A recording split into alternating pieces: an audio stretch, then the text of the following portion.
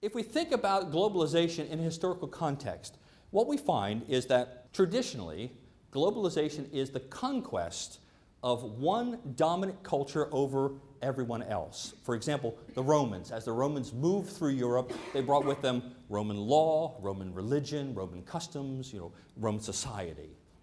And this pattern and behavior has been true up until about 1960.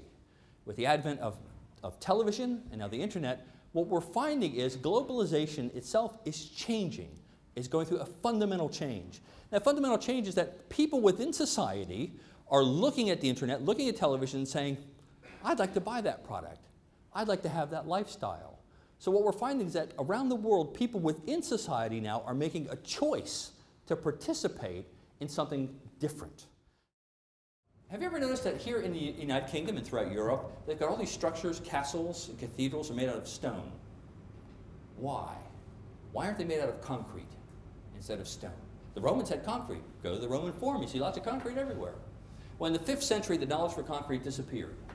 As Europe went into the Dark Ages, the knowledge was lost.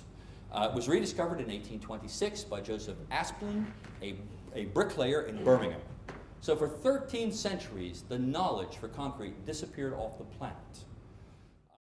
We are about to experience the second largest transition of wealth between two generations since the Black Death. And if we look at the Black Death in the mid-14th century, the spending habits of people who inherited the wealth were not the same as the people who built the wealth.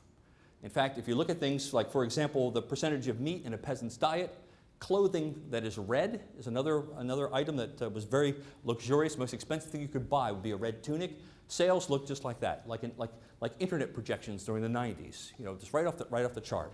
So what we see is that people who inherit the wealth spend it. If we look at things like in the Middle East, we've got Islamic banking happening now. Dubai Bank has a thing called royal banking, which is for that upper tier type of people. If we look across the world, we've got new products coming out to cater to lifestyles like Islamic credit cards, the Islamic banking network. In Canada, the Bank of Montreal has Aboriginal banking. Very interesting concept.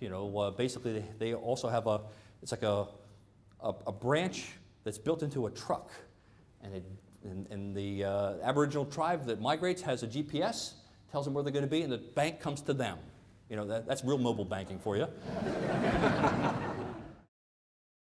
But what you'll find in the little packet itself is a pack of Lego building bricks and instructions on what you're going to make. Now, those instructions have come down from top management, obviously. And I'm going to give you a very judicious 10 minutes, considering kids can do it in 5. I'll give you 10 in case you're not in touch with your inner child. You have 9 minutes remaining. Not that management's putting any pressure on anyone. 42.5 seconds left. Everyone had the same time, the same resources, the same brain power. Everything was the same. How could we possibly get two very different results? Correct. Different communications. This half of the room received a detailed set of instructions written by an engineering student in Cambridge that sound something like this for those of you who didn't have the instructions. Step 1. Find a long, flat, white piece which has 2 rows on 12 connectors along its length. 2 rows of 4, 2 rows of 4 that are sunken, and 2 rows of 4. This large white piece, the largest one of the pack, is the base of the vehicle's chassis. Orientate the long white piece upside down so that the receptors are facing upwards. The connectors are facing the table. There we go. Yes. Now, the other half of the room, for those of you who didn't have these instructions, had a picture of what they were going to make with some nicely communicated steps of how to actually do the work. Now, it's not cheating.